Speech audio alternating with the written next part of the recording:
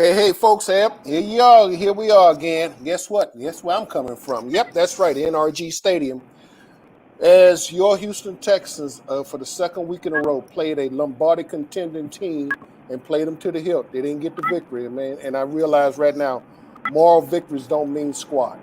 But that's just the way it is. The Texans played hard, played the Kansas City Chiefs as they captured the AFC West with this victory today in overtime, 30-24. As the Texans carried in overtime, like last week against the Cowboys, they had a chance to do it, didn't do it, had a chance to do it again today, and didn't get the job done.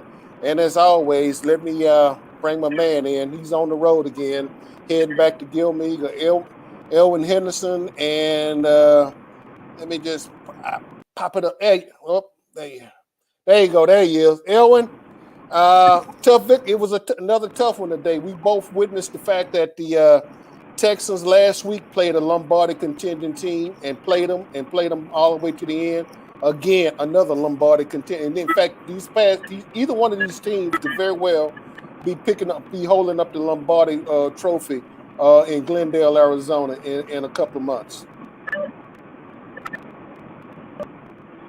Yeah, that's true. And you know, I think everybody was saying last week, well, the Cowboys just played down the level of the Texans, but that's not true because you saw what happened today. The Texans improved today over last week. They're getting better and better. You know, I think that there's about 8 or 9 more games left season, and I'm just hoping and praying they're making enough improvement against, like you say, Lombardi contending that the powers that be will give Lovie Smith enough to see what he can do. I think this team is beginning to. Yeah, hey, when you started breaking up, I tell you what. But I'm gonna go play my commercials and come back, and then when we come back, maybe pop out. And then in the meantime, I want to take a quick gander with Titus Howard. We got a couple. I'm not going with Lovie today. I can almost play Lovie from any week in time. But I'm gonna come back. We're gonna come back with our Ken Ross, and then we'll come back with Titus and Malik Collins, and then we'll get back in the mixing it up about the Texans today. Hello, I'm Ken Ross with the Ken Ross Insurance Agency.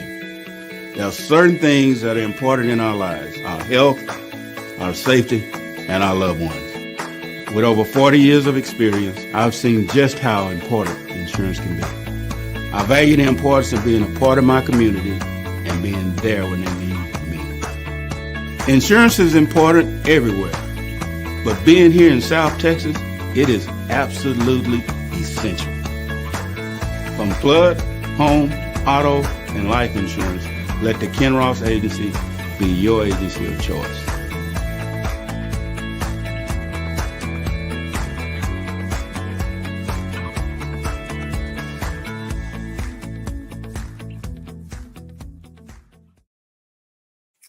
Yep, that's right. That's right, folks. The Ken Ross Agency, 281-235-5952. He's been my agent for a long time. I tell you what, no matter, I wouldn't trust any better. And he'll give you the straight, honest, and fast-forward truth with everything. And that's what you need in the days society, somebody that their word is their bond. And before we go back to Elwin, I want to just take the Texans had a plethora of injuries today. You got Damian Pierce, Darryl Stingler all on IR for the rest of the year, so we won't be seeing them. And so the Texans, but the thing about it, with the guys stepped up, the injured players, the people that stepped up, that we had an opportunity to play, Freeman and all the rest of them stepped up today. But one of the things, Kenyon Green was out today, so Titus Howard, who's been moved back and forth, tackle or guard to tackle, was moved back inside primarily to deal with Chris Jones today. And I think for the most part, they acquitted themselves quite well. But you know what? Let's not listen to what I got to say. Let's listen to what Titus had to say about this. So you basically, with the injuries and everything, you drew the lucky straw to get Chris Jones today. And for the most part, it looked like it worked out pretty well for y'all. Yeah, it worked out pretty good. Yeah, we had a couple injuries in the interior, so I found out like 2-3 days ago that I was going to be playing offensive guard. So I just tried to make the most of my opportunity and get a team the best chance to win. and I know we've already had this conversation. I know you like to stay out there on the wing, but the fact that you had to move in this time, I mean, how much was it a mindset to come back in knowing that you like to get out on the end and then just? This time I had more experience playing than before, so when I went back inside, I just tried to do the best, to be more technical. Just be in dogfight, be prepared to be in dogfight all game. Chris Jones is one of the best D tackles in the league. I know it's gonna be a hard task. I just had to go out and do my job. Last question. Your druthers. If you could be an all-pro guard or go back to be an all-pro tackle, which one would it be? Considering now that what you got, you got the time in there, which one would it be? I had to choose, probably tackle. I appreciate it, man. Have a good Christmas, man. Appreciate it, man. That was interesting, Elwin. I mean, Titus, let's face it, he's been moved. He's probably been moved all over the place. I know last year he was in guard, and, a lot of folks sort of, criticized him. But I think the one thing he said that he has the experience now. And obviously he don't mind being out on the wing, on the tackle, because let's face it, you don't really have a whole lot of people helping you there. There's no tight ends most of the time that's going to chip in you or back going to help you. And I thought he accorded himself quite well today against probably one of the best defensive tackles in the league. In the NFL period, in Chris Jones. And let's face it, no, they got Royce Freeman out for a little bit, but they were able to do what I thought they was fairly successful today, and kept everything going. The two platoon quarterback system, for the most part, I think we'll see it for the rest of the year, but I'm not expecting a whole lot. I'm just not. You and I had the conversation last week. I think that this is 2 weeks in a row that now the D coordinators had the opportunity to have a look at it, and so we'll just see what Pep and them can do for the rest of the year. But let's face it. The Texans are who they say their record is. I mean, they've lost now 11 games in a row, 10 in a row. After a while, you sort of lose track. But they won 12-1, but they still playing, and they played. They played hard, and no excuses. Like I said, and I think Lovey didn't making excuses today. But you were down there you went down to the winning Chiefs AFC West team today. What was it like down there, and then with Patrick Mahomes and everything? Well, AD, it was an excited team. Reed came out like he always does a game and gave a few, and he said, it's great to get 7th in a row AFS title. And he said, Texans are a really good football team together. He said, Lovey's doing a great job. I've coached against him before. And he said, that defense was rolling. And, we knew what we were going to come in after watching tape of the Cowboys last year. And he said, I'm just glad our team hung in there the way that. Now, also, AD, before Mahomes came in, Clark came in to talk to the media. And he mentioned the same thing about it was to get 7th NFC West title in a row. And he got something, of course, we all know. That with the rules in the NFL now, how they talked for years about want equity teams. He said with all the rules in place, the salary cap and other things, he said this is an almost possible feat. And he said to be able to do that for Chiefs Kingdom is really awesome. And I had the opportunity to ask him, I said, well, Clark, what's it like for you in this stadium today, see 4 of the fans that were in the seats wearing the Chiefs red, and as we heard when the national anthem finished up, and the home of Kansas City, the Chiefs fans all say home of the Chiefs. Heard that in a loud chorus at the end of the national anthem, and he said our fans travel well all the time, but all the day I think a lot of fans wanted to come, and he said, of course, which is true. We've got a lot of fans in Texas. Patrick is from Texas, and it seemed just like a home game today. Yeah. You. Now, as far as Patrick, go ahead. I was just asking about Patrick also. He said he was happy at 7th in a row. He said, of course, he had a bunch of questions about him. He did Tyreek Hill by name, but of course, everybody knows with him going to the Dolphins, he was one weapon. They have 11 on this team, and all of them made them active. And he said they were all contributing, and he felt going to help them go into the playoffs. And he felt like he had a better game. You know, last he had an un-Patrick Mahomes-like game, a couple of turnovers, and he said he felt he had a good game, but it was a hard game, and they learned lessons from it that they can use in the 3 games of the season and getting ready to head into the playoffs. Yeah, you know what was interesting? I think on somewhere on Facebook, and this is just a little quick history side note. The Dallas Texans, i.e. the Kansas City Chiefs, came in and faced the Houston Texans today. And this goes way back. I'm old enough to understand this. This was the old Dallas Texans that moved to Kansas City. They wound up, okay. So it was interesting when I saw that. I went like, yeah, the Texans came in and played the Texans today. But anyway, that's just a little side note from a historical standpoint. Yep. That because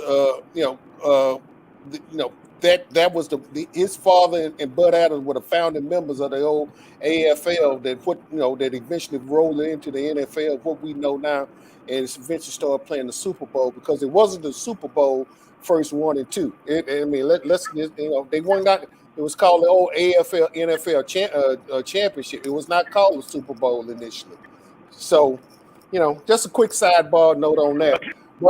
But you're right. And here's the thing about it: the typical Mahomes. Mahomes, the typical Mahomes thing that we so used to seeing. I think the Texans defensive wise, I think they accorded themselves quite well today. Yeah, Travis Kelce had 10 receptions over 100 yards. Juju Smith-Schuster had over 10 receptions. He was right at 100 yards. But there was none of this going up and down the field today. And the Texans, I think, Mahomes is probably one of the best improvisationists at the quarterback position that you have in the NFL. And so I think the Texans today defensively were very attuned to trying to keep him within the confines of the box and not let him really sort of get outside today. And for the most part, I think they've done it quite well. In fact, and I'm gonna give a quick shout to Malik Collins, because last week against the Cowboys, Malik Collins, I thought, did a yeoman's job against the Cowboys, and he came back again today, and I thought had another yeoman job against another tough offensive line. In fact, while we're talking about it, let's go ahead and let's listen to Malik, and when we meet Malik, we'll come back and take a listen to the sponsor. Keep going out there, but you keep pounding away at it. I feel like I play like me all the time. I don't think it's just these last 2 weeks, but it's not really tough.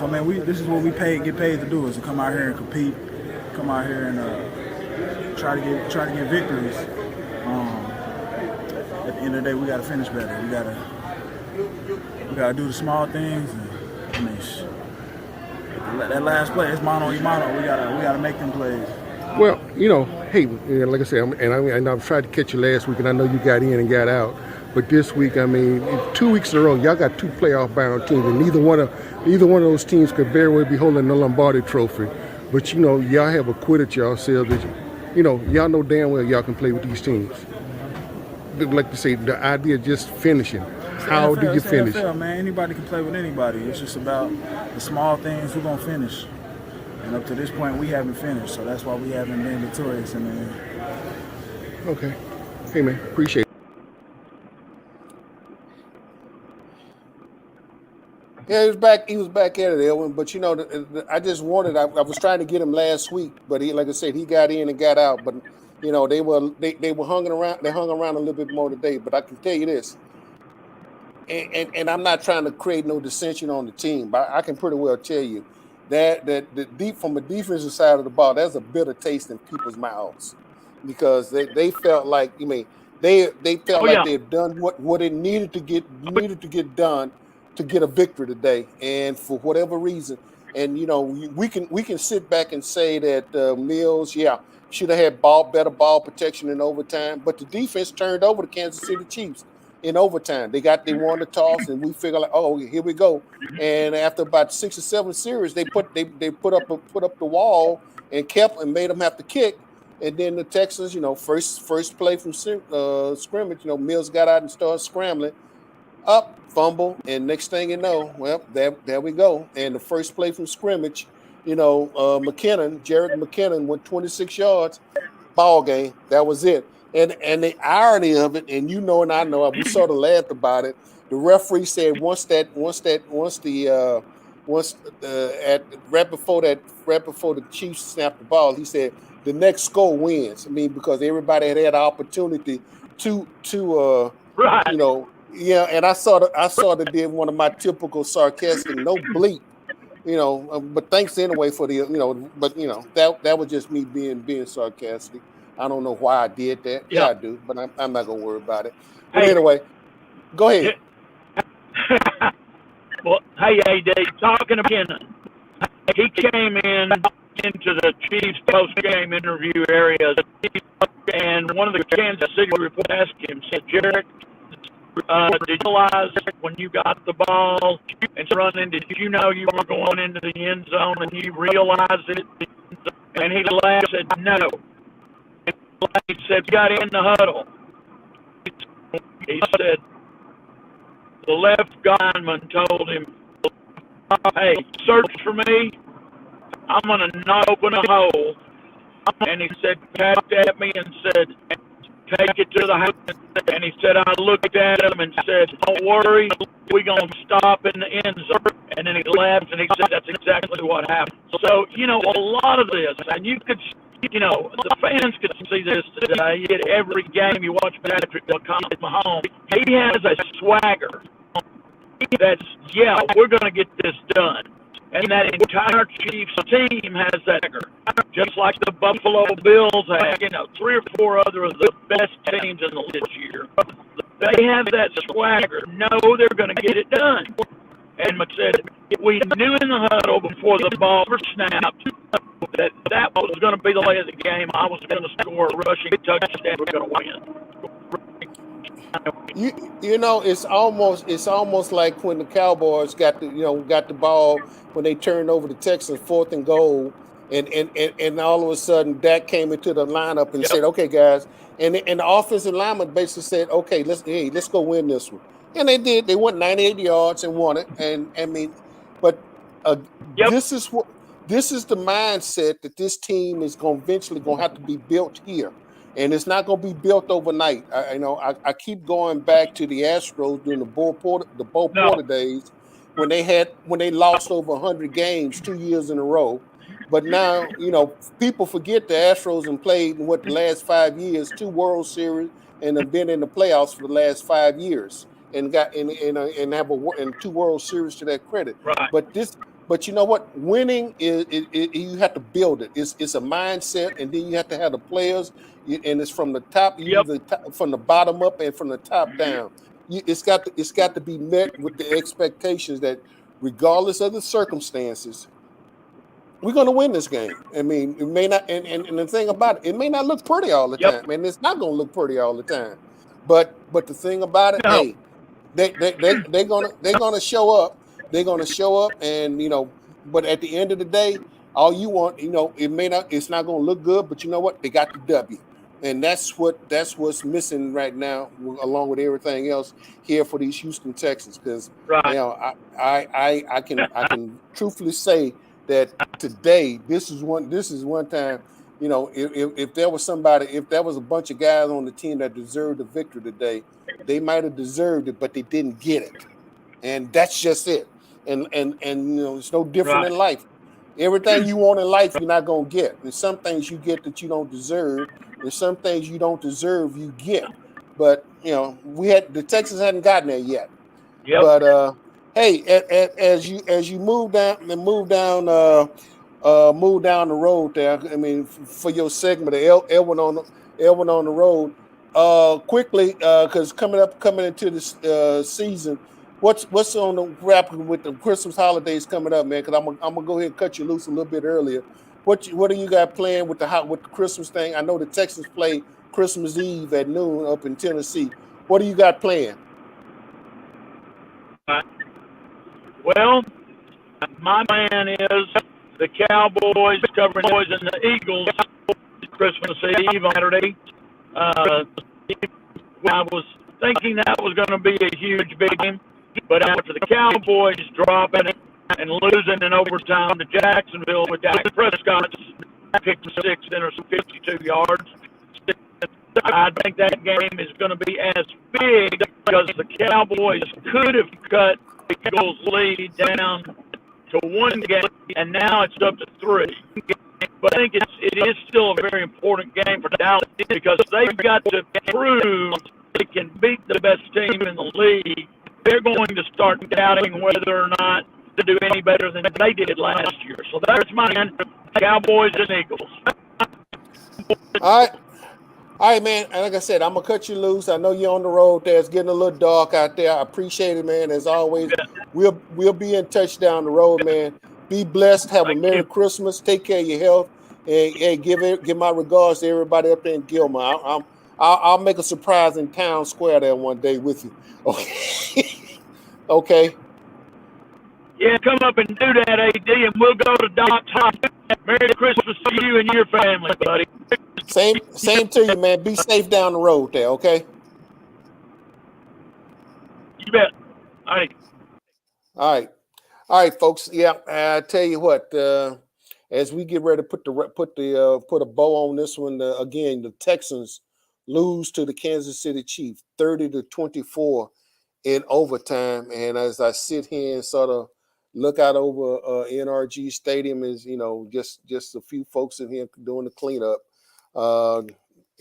This was almost like this was the Arrowhead Stadium today because there were a ton of Chief fans in here, and they travel. I mean, and they have a reason to travel because they got a product that's worth traveling for, and so that's where we are right now.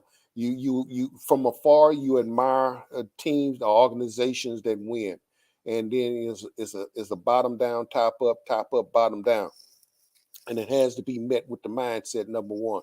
And so eventually, hopefully that we'll have some things to cheer for here in far as from a professional football team standpoint, and eventually we'll be able to get back on that winning road again. But as I stated, these guys played hard today. But you know what? It's like horseshoes, short, but nothing to write home about. As we get ready to wrap this up, don't forget if you have not subscribed to the Ad Max Corner YouTube channel, please subscribe. If you have not subscribed to the Houston Roundball Review channel, please subscribe. And yes, right, at coming up at 6:00, Andy Yanez, Willie Gibson. I'm not sure if Chris gonna be on today, but the other guys will be carrying on Folks Talking Sports over on the Houston Roundball Review channel. And as for my channel, I'm gonna be ready to knock this off, and then toward the end of the week, I'll probably put that Mahomes interview out on the channel, and probably play a little bit of it out there later on today. Even once I get a chance to cut it up, didn't have a chance to cut it up this afternoon. But hey, you know what? Patrick Mahomes, that's right. The former Texas Tech quarterback was in town. In fact, next week, the Texas Tech Red Raiders will be playing the Ole Miss Rebels in the Texas Bowl here on the 28th of December. So as we get ready to close and get ready to move into folks, let me just take a few moments to just wish each and every one of you all a very blessed Merry Christmas. And we'll be talking. Hopefully, we'll be talking to you Christmas Eve after the Texans take on the Tennessee Titans. But I want to go ahead and wish each and every one of y'all, because I know we'll be out with families and friends and just, trying to enjoy the revelry and the being with families and friends and so forth.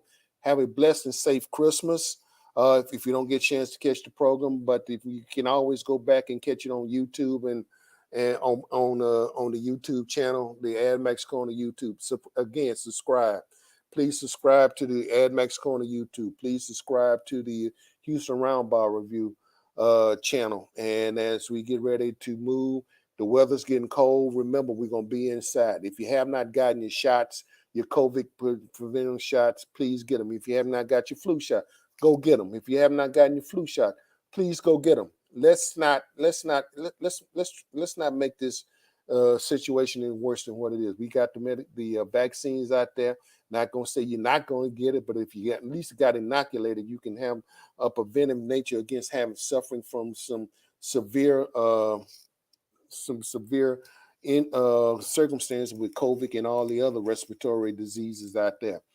So as we wrap it from NRG Stadium, your Houston Texans go down to the Kansas City Chiefs in overtime, 30-24. The Texans will battle again. They battle hard again today, and they battled hard last week. And there was some, but to come up short again. So they'll keep trying next week. This is your man, Adolphus A.D. Moore, coming to you from NRG Stadium. Hey, be safe out there. Have a blessed Christmas. Ciao. And I'm out, folks.